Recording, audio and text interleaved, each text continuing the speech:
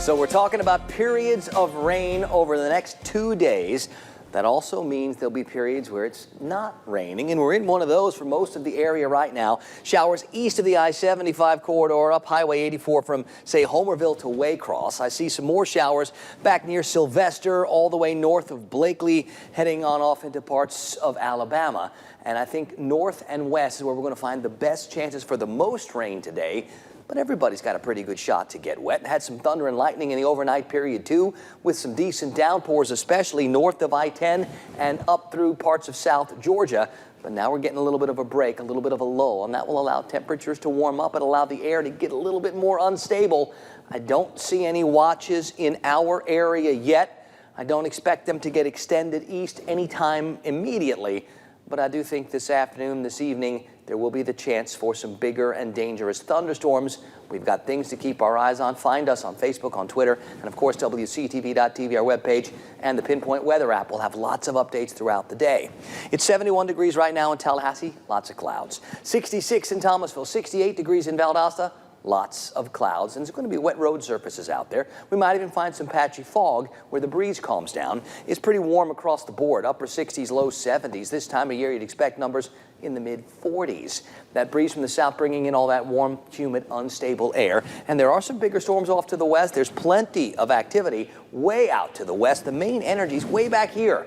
This will get through our area tomorrow, and when it does, it'll take this mess with it. But until we get there, those periods of rain are what we're looking at. Now, we should be able to slide through the morning commute okay.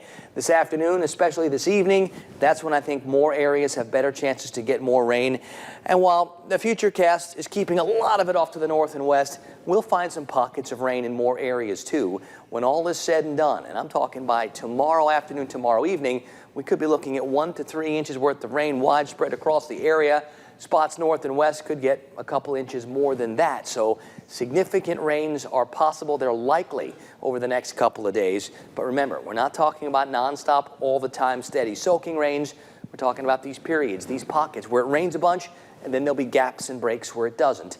Friday is the day we start to sweep this mess away. Hopefully we start that late Thursday night, and it does look a lot drier for the upcoming weekend, although it might be kind of a muddy and yucky day on Friday, especially if you're heading out to Red Hills. Now, on the Gulf today, a little breezy winds out of the south, 12 to 22.